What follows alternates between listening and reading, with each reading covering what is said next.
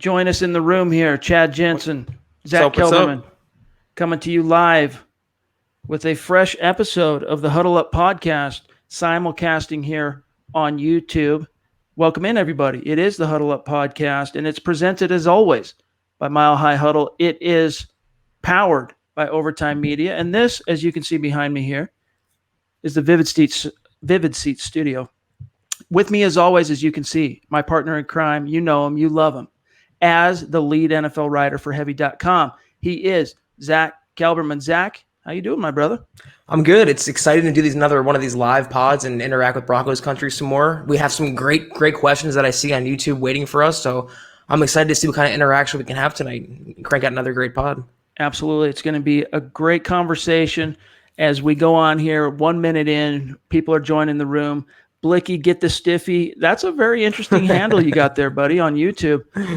Welcome, everyone else who's joining us now. Welcome. This is going to be the Mile High Mailbag for this week, and our podcast listeners, you're going to get this as a fresh, nice MP3 download, however you usually listen, whether it's Apple Podcasts, Stitcher, Spreaker, wherever you listen. It's going to be waiting for you Friday morning. Meanwhile, our YouTube audience is getting it early, Thursday evening. And Jay Roper says the sound quality is great. That's one thing we worked on compared to the last simulcast that we did. So we'll get to the questions here in just a second. But first, Zack, I wanted to get your thoughts on a quick topic before we dive into some matters of business. And then also, of course, the Mile High Mailbag. John Elway and the Denver Broncos received word officially from the NFL.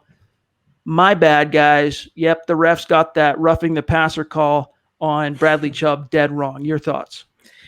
At least he got some confirmation, and it doesn't make it better, but it can soothe the wound a little bit. And everyone knew, like, as soon as it happened, he was literally in the process of hitting the quarterback. It wasn't that he hit him late or with any extraordinary circumstance. It was while he was passing the ball. It was a football play. So the fact that the NFL admitted their mistake, I feel like that's the least they can do, and it doesn't change anything. It doesn't change the Broncos' record. And it's not going to change these penalties from happening around the NFL, from the weeks to come. How much of that, the impulse that ref had to throw the flag, Adrian Jones, whatever his name was, his rookie official, how much of that impulse do you think had to do with the ticky-tack they called on, was it Eddie Goldman earlier in the game?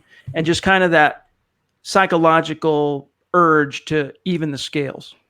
That usually happens in the end of the game when the home team's on the receiving end. It's odd to see the road team get favored in the fourth quarter. It does happen, and I'm sure for a rookie referee that probably went into his process and his decision making. But there's no rationalizing or justifying the flag or him throwing it. It was a bad call, and it arguably cost the Broncos a win. So, like I said, the NFL for saying that they're sorry, and it's kind of putting lipstick on a pig at this point.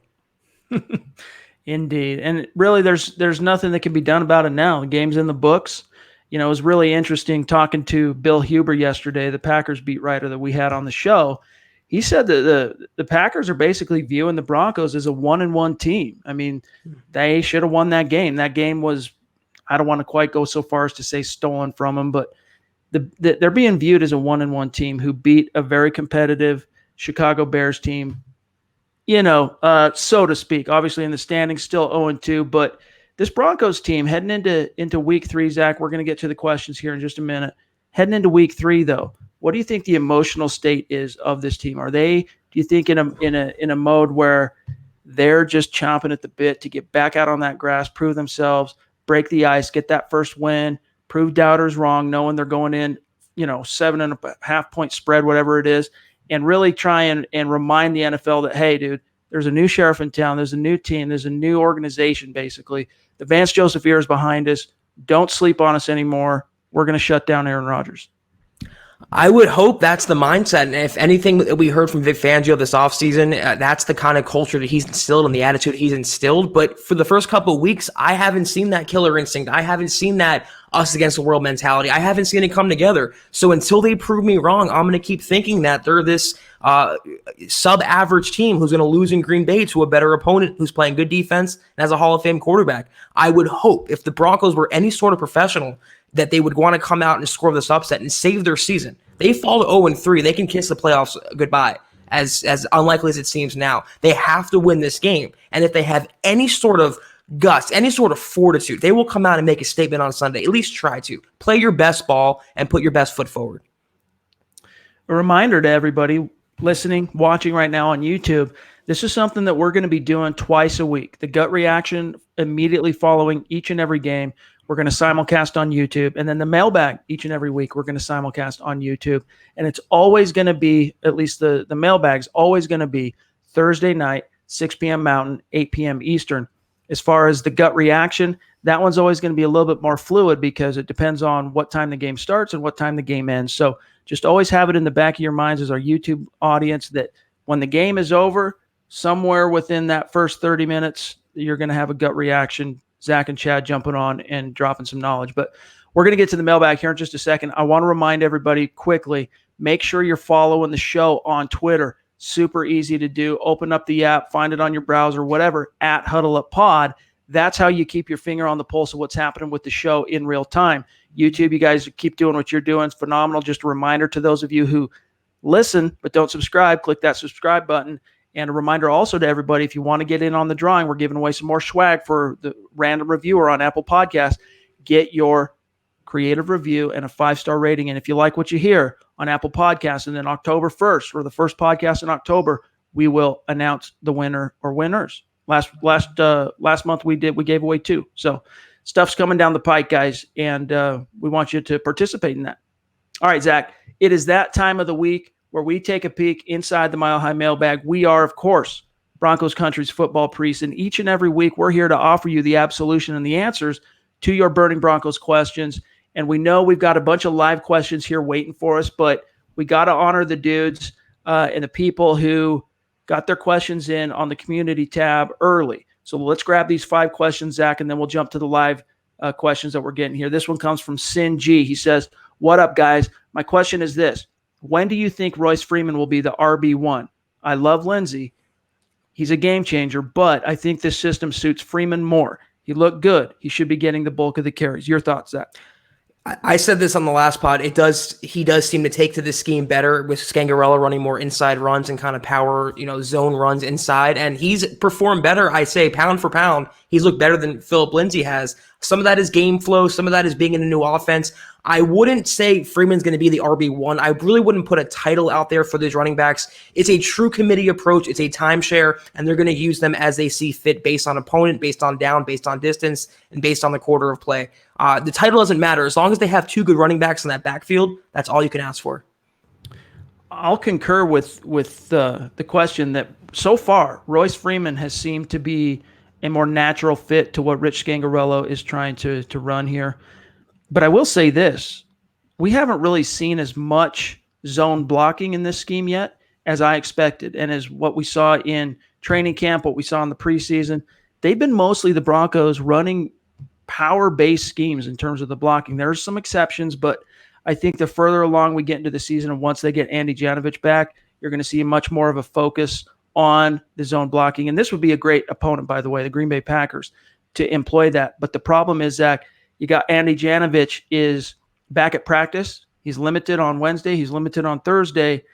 Everything I'm hearing, though, is he's on ice one more week. It's good to have him back at practice, but he's not going to play against the Packers. So what that tells me is that expect kind of more of the same in terms of the blocking principles, which means Royce Freeman, that the onus is going to be on him to kind of carry the load between the tackles. Phillip Lindsay, though, he's made some splash plays, and especially against the Chicago Bears, he had some splash plays, but Garrett Bolles would get a holding penalty and get it called back. Yeah, it's been unfortunate, the timing. But yeah, I agree with you. We talked about this in the last pod. If the Broncos were smart in this game to keep Aaron Rodgers on the sideline, to increase their chances of winning and scoring an upset on the road, keep that running game going, kill the clock, move the football, and get into the end zone. So if there's one game to break out the big guns in Freeman and Lindsey, it's this game. Shame that Jano won't play, but they can scheme around that. They can get linebackers isolated one-on-one, and they can use their running backs to mix it up. All right, we'll dance back and forth from the pre-submitted questions to the live questions. This one, of course, Calhoun Cal 1995. He says, "Do we trade for a left tackle and or Jalen Ramsey because of Bryce Callahan's availability?" And I'll add there, or lack thereof. Of course, Bryce Callahan also has returned to practice. He returned to practice last week officially. He's still limited. If you listen to the tonality, reading between the lines of what Vic Fangio said this week, He's a toss-up. He's still questionable. I doubt he plays this week. Todd Davis, he's going to be a go, barring some kind of unforeseen setback. He's been a full participant 2 days in a row.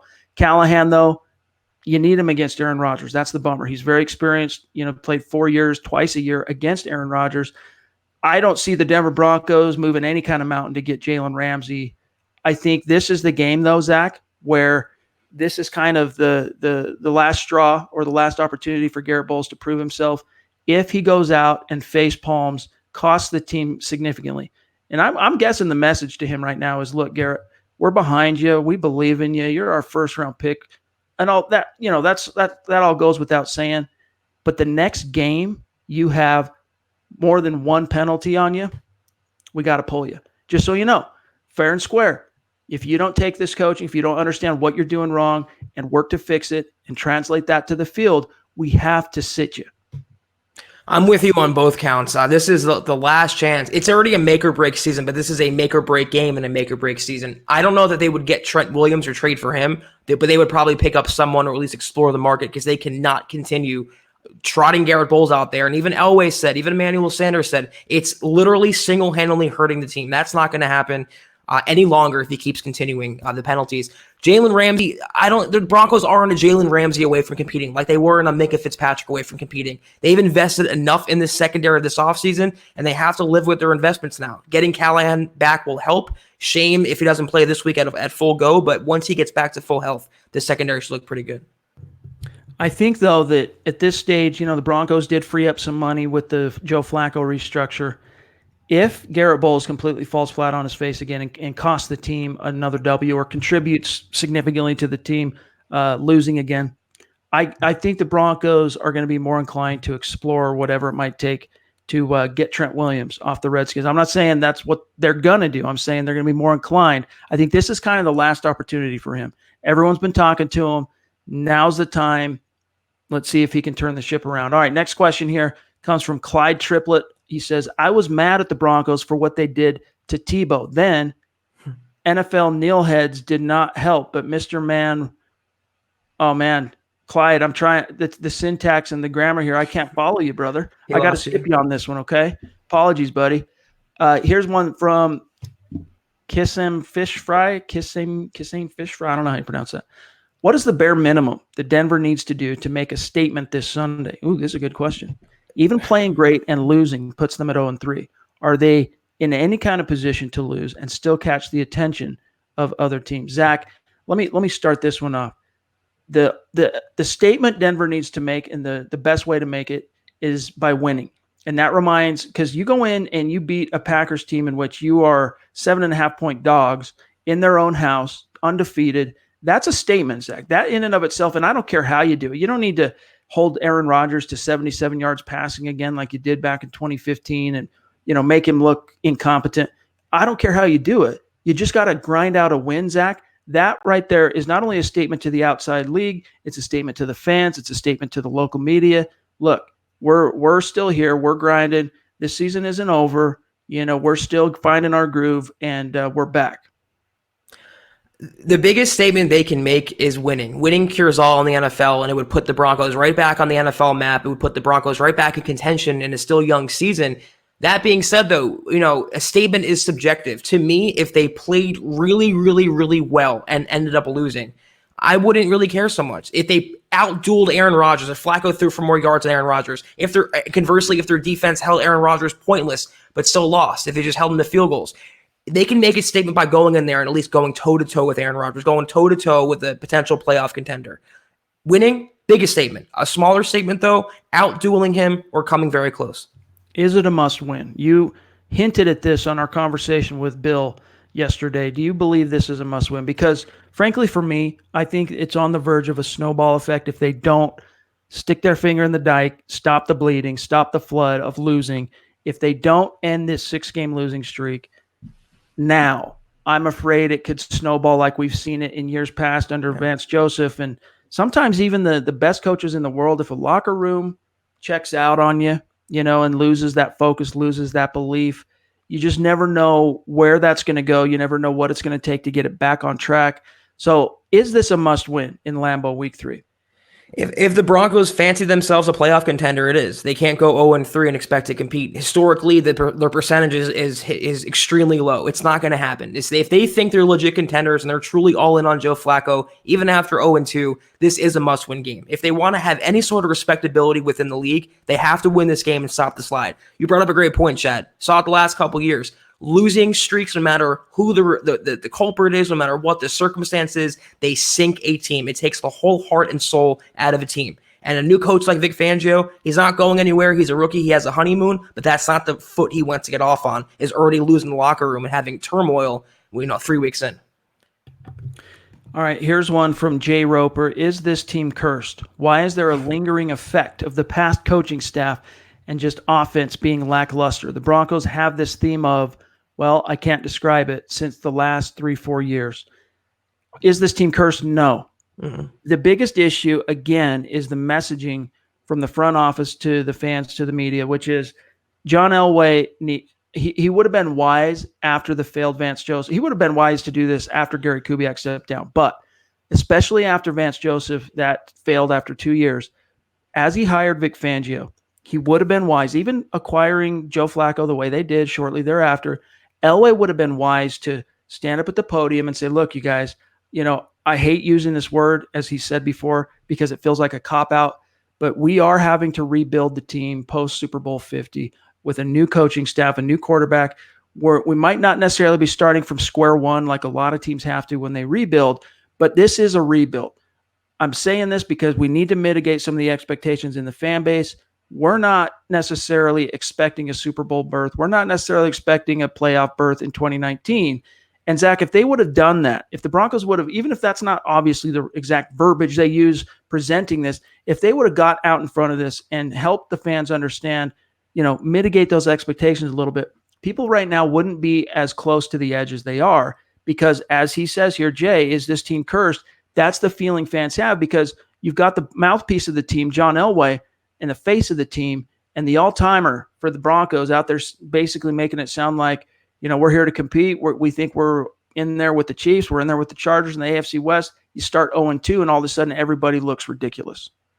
I mean, you want to talk about curse. First of all, the Broncos are not. Cursed teams don't win titles. I mean, look at the Lions, look at the Browns, look at the Jets of recent years. Those are cursed teams. The Chargers, who keep losing players left and right. The Broncos have been doomed by bad coaching, bad drafting, bad personnel. But the one common denominator through all of it is John Elway. And it can bring in different coaches, bring in different quarterbacks, but the team still looks the same. So eventually the finger's going to come back and being pointed at his face. Curse, no, but we have to at least allow more weeks and more games to play out before we, write off Vic Fangio as another John Elway failure. They're not cursed, but they have been trending in the right direction. You brought up a great point, Chad. If they would have just looked themselves in the mirror and admitted they needed to rebuild and not try to shoehorn a 34-year-old quarterback into a quote-unquote playoff contender, it would have saved the fan base a lot of angst, and it would have made more realistic expectations for this season. As it relates to the offense, though, specifically, I'm actually not that worried about it. I'm a little worried about the offensive line in terms of the tackle position from a depth perspective and what's happening with Garrett Bolles. But I'm actually still pretty confident in Rich Scangarello. And that's with me acknowledging and trying to remind everybody that there's going to be a buffering period. It's going to take a little time for him to find his groove, a little bit of a trial by fire as a first-time play caller in the NFL, getting used to Flacco, getting used to his personnel. If they can figure out their red zone woes, if they can figure out how to stay more in the pocket once they cross the 50 and stop stalling at the 40, just outside of field goal range, and once they get to the red zone, find a way to bump those numbers on their efficiency and get some touchdowns, they're golden. I mean, if they get one more touchdown on those one of the three attempts they made it into the red zone, they were 1 for 3 against the Bears. One of them was that pick that Flacco threw. If they convert one of those into a touchdown, the Broncos win that game handily. It doesn't come down to the final possession with Mitch Trubisky. So I think they're close, Zach.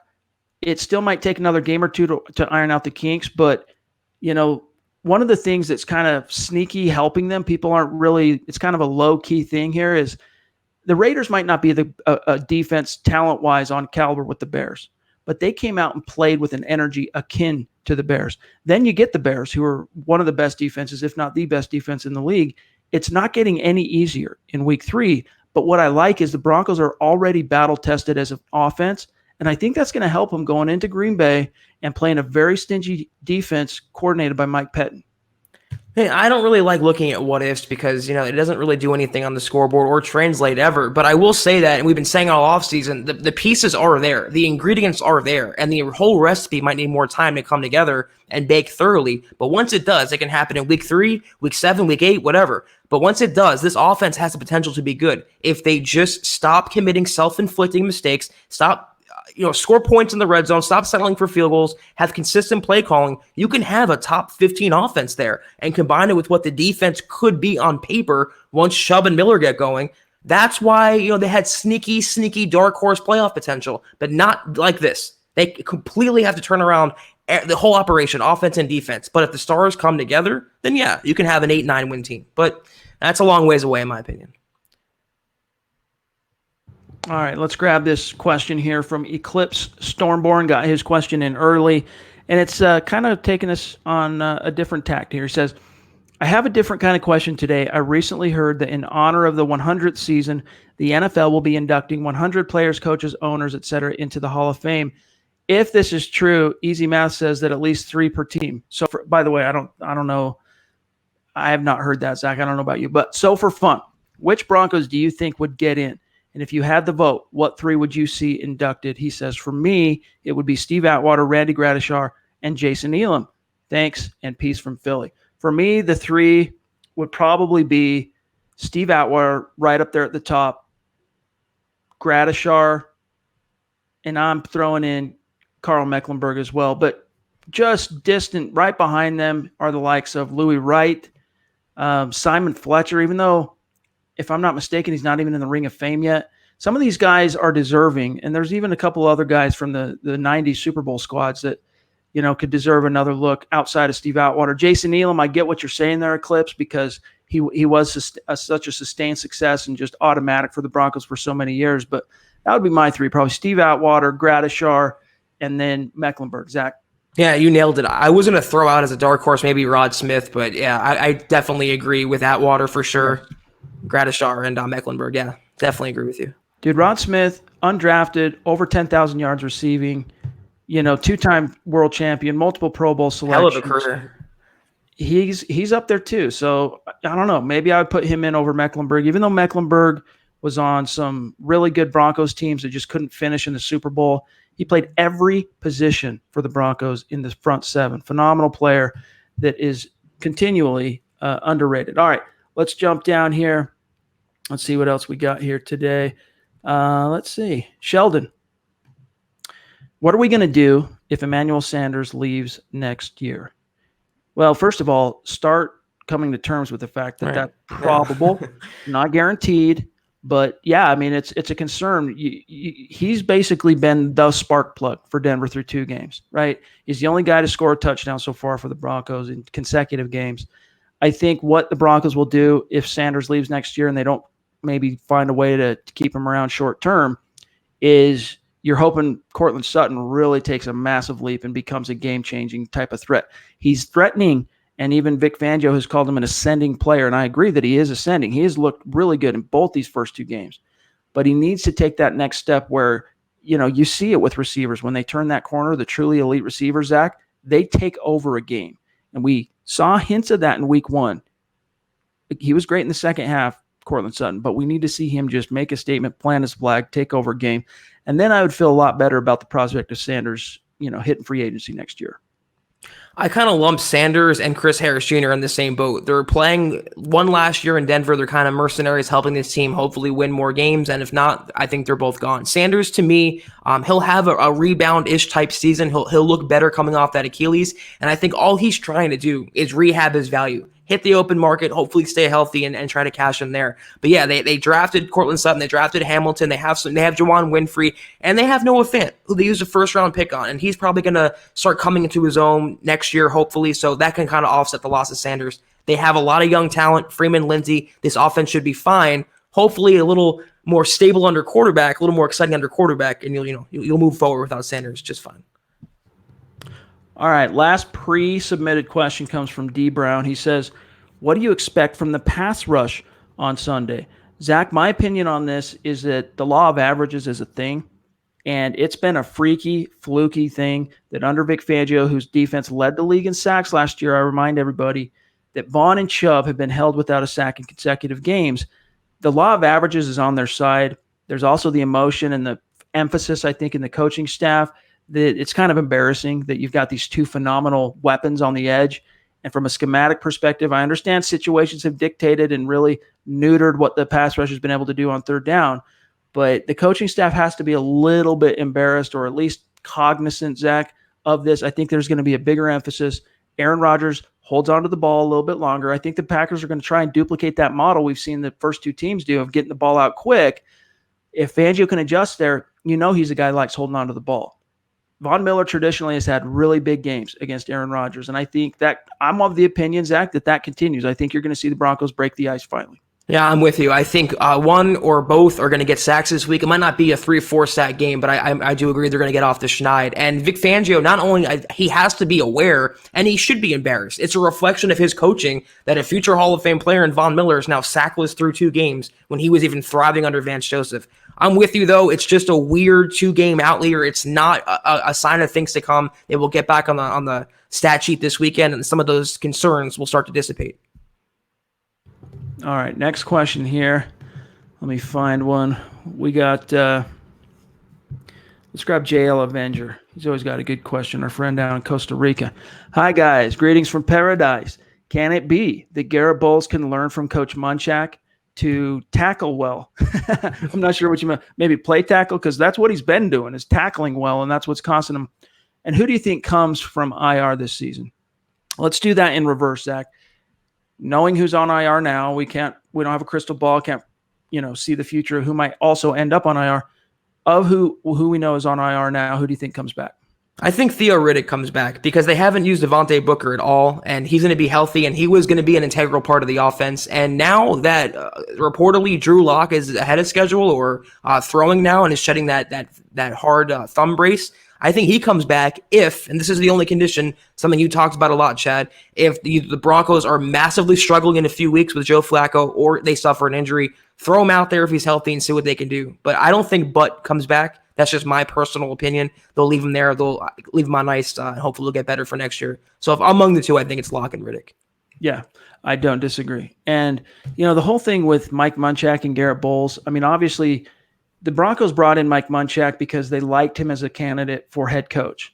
And he was going to be the guy until they met with Vic Fangio, and he completely changed the game for Elway. But one of the things that attracted Elway to Mike Munchak as a head coaching candidate was his track record with offensive lines. And it's just been such a thorn in the side of the Broncos for so many years, and especially the recent investment in the first round in Garrett Bolles, that was very attractive to Elway. And they just really got lucky excuse me, that even after hiring Fangio, they were able to keep Munchak in Denver, thanks to, of course, his grandkids being in town and Grandma Munchak wanting to come to Denver and be close to the grandbaby. So that being said, though, that whole thing was, it's about the offensive line, maximizing the offensive line, developing the young talent they have, but it's also very much about salvaging Garrett Bolles. Zach, if Mike Munchak can't reach Garrett Bolles, nobody can, okay? It can't be done. And so up to this point, all we can go off of is what we've seen. And so far, it just looks like another case of, Zach, the best predictor of future behavior being past behavior. I think he's on his last legs. I think he's on his last hurrah, Garrett Bolles. If he screws up, I almost cursed. Like again this week, I think you're going to see the Broncos. If Vic Fangio wants to maintain credibility in that locker room with the players, he's preaching accountability. He's preaching death by inches. He's preaching discipline, assignment, technique, all these things. And yet they prop up Garrett Bolles and keep him in position when all these other players are knowing. They think to themselves and they talk to each other and they go, look, if this was me, if I was out there doing this, what Bolles is doing, they'd be benching my ass. And eventually it rots from within. And Fangio's been in the NFL, guys. This isn't Vance Joseph. Fangio has been in the league long enough to know how that works, okay? Which way the wind blows, it's only a matter of time. Up to this point, the reason he wasn't benched and why he hasn't been benched officially, 2 factors. 1, he's got to placate his boss a little bit, Vic Fangio, and that is John Elway. 2, I think, Zach, honestly, Jawan James, if he's healthy and he's playing last week against the Bears, after that let's say the third holding penalty he got and at the bottom of the second quarter, I think at the very least you would have seen Munchak pull Bolles off the field and put Eli Wilkinson in there and roll, even if it's just for a couple series. And we talk about Munchak, and I'm guilty of this too all offseason. We talk about Munchak like he's this god, like this prophecy. I mean, he's a great Hall of Fame coach, great Hall of Fame player, but unless he can give Garrett Bolles a new brain, I don't see how he can help him. That he's just not cut out to be a tackle, at least with the Broncos, at least in this scheme, with this quarterback, with these players. He's just not cutting it. Supposedly, Vic Fangio said that Mike Munchak talked to Garrett Bolles and gave him a good talking to and hopefully straightened him out. I don't know if that's going to do it. I mean, he's had how many coaches now? He's had how many opportunities, and he still doesn't even believe he has a reputation for holding in the NFL. I mean, how can you even get through to some guy like that? It's a mental issue, an immaturity issue, an attitude issue, and sometimes you just can't reach those guys. As good a coach you can have 20 Hall of Fame coaches, but if he doesn't cut it, he doesn't cut it, and it's just the way it is.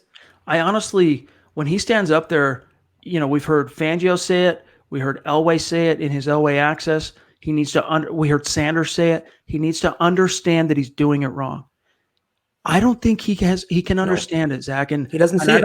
I don't say that to clown him. Okay. It's really a sad situation. I don't think between those ears of his, he recognizes where he's going wrong and thus what it takes to fix it. Something is getting lost in translation. It's beyond his comprehension. And I think the Broncos, they have to come to terms with that quick and, figure out another solution. Can it be any worse than Garrett Bolles? I'm not sure that it can, Zach. Jake Rodgers, he's never played an NFL snap in terms of the regular season, but if you moved while Jawan James is sidelined, if you move Eli over to the left side, you put Jake Rodgers at right tackle, you slide your help that way and hope for the best, I think, Zach, you're honestly giving yourself a better chance to win than risking each and every drive, each and every explosive play being derailed by more Bolles laundry.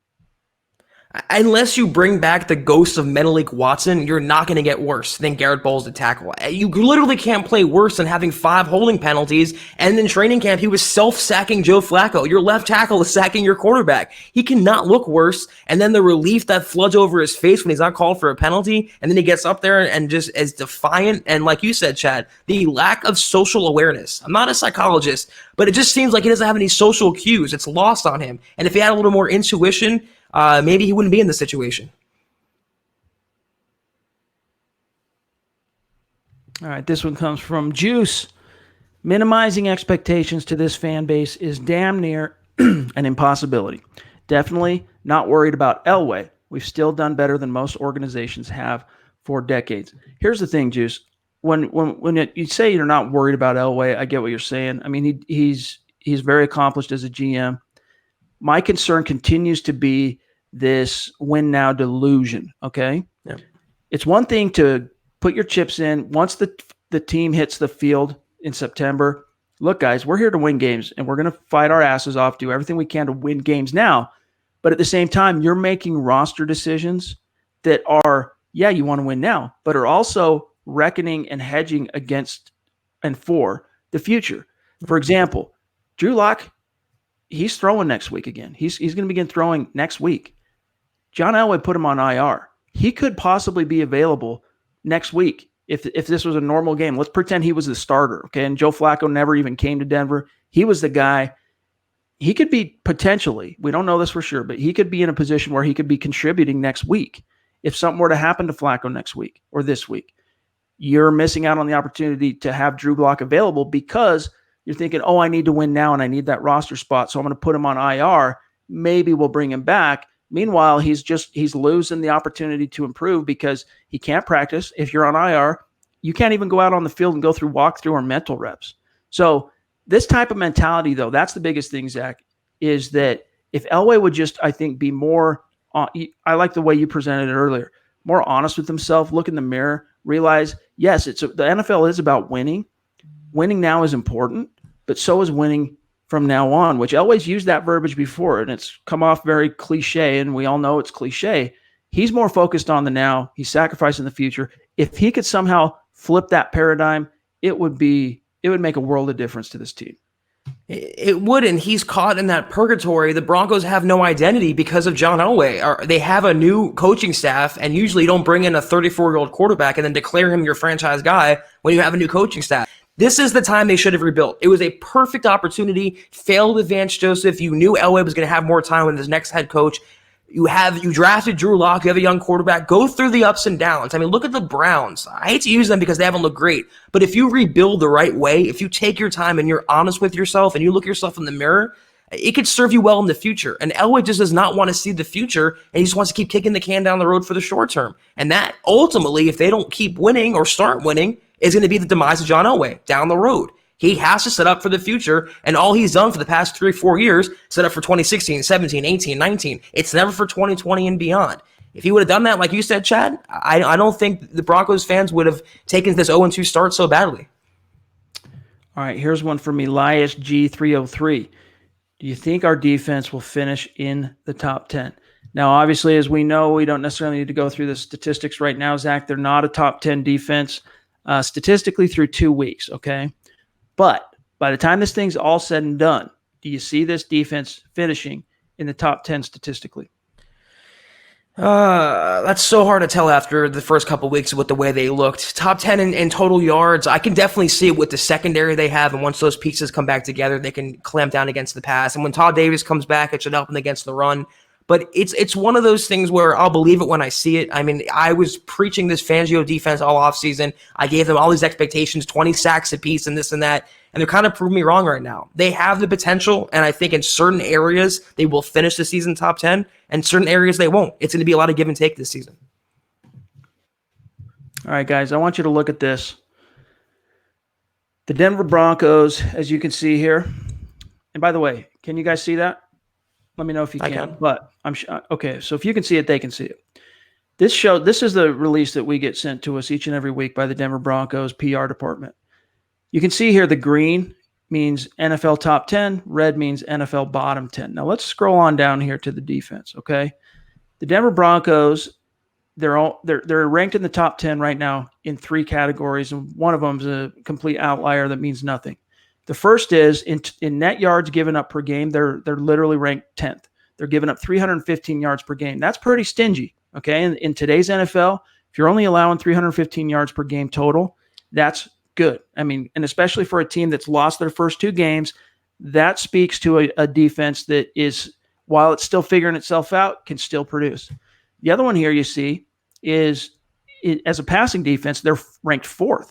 So you think to yourself, golly, man, we see all these lapses in coverage. The end of that game, that 25-yard completion on 4th and 15, where there was clearly a coverage breakdown on the defensive right. So I think it was Yadam, Jackson, and Will Parks. They had some kind of a communication breakdown that led to Allen Robinson streaking wide open in the middle of the field.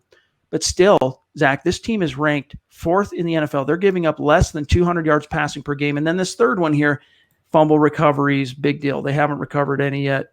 It doesn't matter. So conversely, though, Zach, you look over on this other side. This is the Packers. Look at all the green. Okay, now again, it's only two weeks, so you can't make any, jump to any conclusions here. But they're at least on the right track. This is what we want to see from the Broncos by the time they reach mid-season. If they're green in the majority of the categories here, they're onto something. I think it's encouraging to answer the question we originally got that triggered this diatribe from yours truly. I think it's possible. But let's not get out over our skis that the Broncos are going to finish top 10 in defense this year. Yeah, I mean, they have all the pieces, and even the last couple of years, they were top 10 in certain areas, run defense, and before the last couple of years, pass defense. They can be, and like you just pointed out, you did a great job illustrating that. In some areas, they will finish top 10. In some areas, they won't finish top 10. With a new scheme and all these injuries and new players, it's going to take probably half the season for it to come together. But once those wheels start clicking and things start firing on all cylinders, they're going to be pretty stout. Here's one from Kathleen.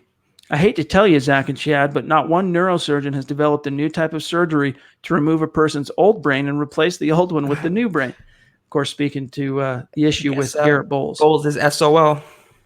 Let's see what Eclipse says here. He goes, if we have a losing season this year, I might believe in a curse, only because we've had losing seasons since the stadium hasn't had a sponsor. Just saying. Well, now they do, though. They do have a sponsor. So I don't know. I'm not quite here's the thing. When we do the gut reaction podcast, it's literally a gut reaction. We're still riding the emotion, even as analysts. Analysts get emotional, media get emotional. We're still riding the emotion of that the previous game. And so the next podcast after that, the next day, the Tuesday pod usually, and then later throughout the week, you're going to get a little bit more measured and considered responses from us. I think, a little bit more shrill in how I sounded after week 2 in the gut reaction than I actually feel today. Now look, I'm not saying don't worry about it. I'm not saying, everything's going to be fine, but I am feeling a lot more comfortable with the idea that this Broncos team, don't give up on them yet. We're 2 weeks in. This is a veteran team in many aspects, including at the quarterback position. Let's see what they do in Green Bay. Now, if you go into Green Bay and you start 0-3, maybe it's a conversation in terms of really starting to talk about the implications and all that. But I'm actually feeling a lot more confident about the team heading into week 3. This is one of those where they're being written off. I've had 2 conversations now with different Green Bay outlets on podcasts, one of which you guys heard yesterday. And the overall feeling I'm getting from everybody is they're sleeping on the Broncos, even though Bill Huber, he's like, look, you can't sleep on the Broncos. They view them as a 1-1 team, and I've already covered that ground. But when you're resting your starters on a Wednesday before a game because you're worried about Thursday night of the next week, that tells me you're kind of sleeping on and taking the next opponent for granted, Zach. Yeah, this is definitely one of those, Bill kind of shot me down with the whole trap game thing. I understand it's a little too early in the season to talk about that, but it really could be a game where the Packers overlook the Broncos, an 0-2 team, kind of in disarray of some sort, coming off a hard victory. They're at home. It's an early afternoon game, which plays into their hands. But you're right. I don't think it's code red. I don't think it's DEFCON 5 with the Broncos right now. I don't think it's that bad. They're not the Miami Dolphins. They have talent on both sides of the ball. They have good coaches on paper. When that comes together, you're going to see a better product on the field. Just continue having patience. This was never going to be an overnight thing, a 1-week thing, 2-month thing. It's going to take some time.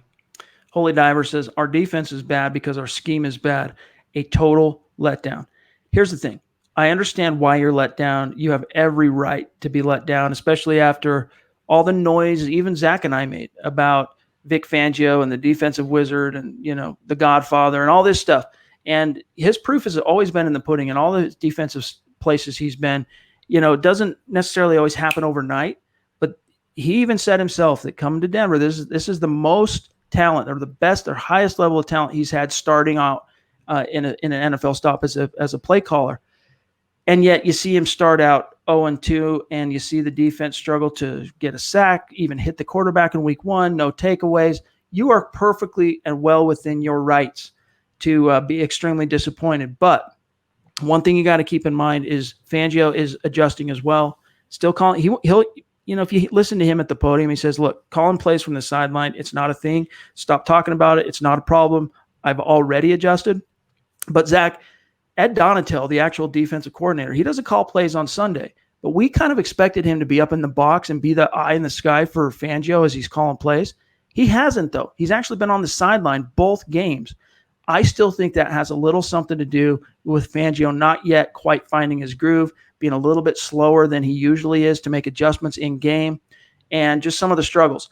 Another aspect is this is a team sport, and a defense is going to be affected by an offense failing to score, an offense going in and off the field quickly, and allowing first and second down production to be so good from the opponent that you're consistently putting yourself in third and shorts. Fangio has talked a lot about just these weird twists of fate, these odd situations that have been thrown at the Broncos through 2 weeks.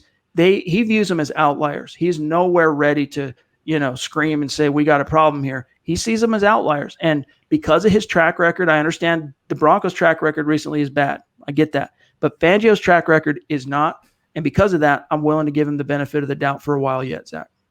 It's way too premature to throw the baby out with the bathwater. It's still 2 weeks, and to say this scheme is bad, that's typical fan speak. Same thing reminded me of a couple years ago. They started out 2-0, the Broncos, under Vance Joseph. They blew out the Cowboys, and everyone was riding that wave, and they're this great team now. And never get too high, never get too low. And as analysts, Chad, that's what we pride ourselves on being. That's why we have this pod. hopefully gives a little rational justification to Broncos country.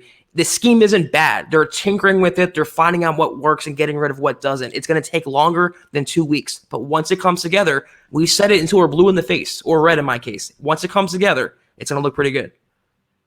All right. I think that's Miss Christie from Twitter. She says, with everyone healthy, Bolles not being Bolles, Flacco on point, with the new coach scheme system, do you think they can make a run, or is the coaching too green, and will Vaughn and Chubb get a sack this week?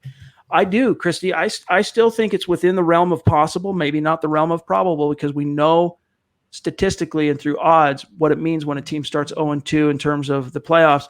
Very rarely does that team end up making the playoffs. It happens. It has happened many times in the NFL, but the odds aren't on the Broncos' side. Is it still possible? I do think it's possible. It's not highly probable, but don't give up on this team quite yet. And yes, to answer my take is, I think Zach and I are on the same page here. I think Vaughn and Chubb, one of them breaks the ice this week and gets a sack.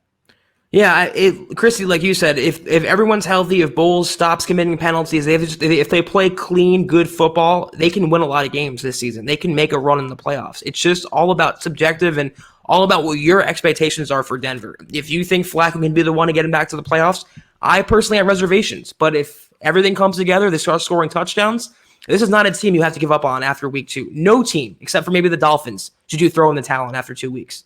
And I think, yeah, Chubb or Vaughn, probably both. I see one sack apiece for Vaughn and Chubb this week. All right, before we get out of here, we're kind of running long. What's your prediction? Well, we're going to publish the Mile High Roundtable at milehighhuddle.com on Friday, but what's your prediction? What do you see unfolding in week 3 for this team? You know, I think I'm 0-2 to this point, and I usually go with my brain. I'm going to go with my heart on this one. I think the Broncos come into Green Bay, play really good defense, really, really stifling defense. I mean, really good defense, and they do enough on offense, score enough points, 3 touchdowns, and they sneak one out. They get out of the Lambeau with a victory. I do think they upset the Packers, and they get back on the right track. It won't be an easy victory, a blowout victory. It probably will come down to the fourth quarter. 3-point game. I think the Broncos do pull it out. Yesterday, I had my doubts. Yesterday, I was thinking, odds aren't on their side. But just like, and I'm 0-2 too, for what it's worth. In fact, I think, no, there's a couple guys on the round table that picked against the Broncos last week. So now, not everyone's 0-2, but we've all been surprised at this. You guys aren't alone. We've all been surprised at this 0-2 start. Bottom line, though, both of us were 0-2. On this, we are going to ride shotgun together once again. I'm picking the Broncos to win. This is going to be my final pick. It's going to stay the same on the round table. Broncos are going to win this game. I think they're going to surprise some people. I think you're going to see the offense break out a little bit. And even though this is a stingy Packers team, I'm telling you, this team, they're kind of sleeping on the Broncos. Meanwhile, it's building up for the Broncos. They are sick of the noise. They're ready to silence some critics. The law of averages is on their side. I'm picking the Broncos to win this one. It's going to be another relatively low-scoring game. 2017 Broncos. It's going to come down to the final possession. I think the Broncos do enough, Zach. Yeah, I'm with you. It's going to be something like that, 23-20, 17-14, 3.4-point game. Save their season. And, sometimes when a team is 2-0 playing really good football, they take the other team for granted, and there's nothing more dangerous than a wounded animal. And the Broncos are critically wounded right now, backed into a corner, and I think this is the week they strike back. All right, guys, you heard it here first. That's going to do it, though, for today's episode of the Huddle Up podcast. Another Mile High Mailbag in the books. Thanks for all our YouTube viewers and listeners riding with us. It's been great. Zach and I really enjoy doing these. It's so much fun.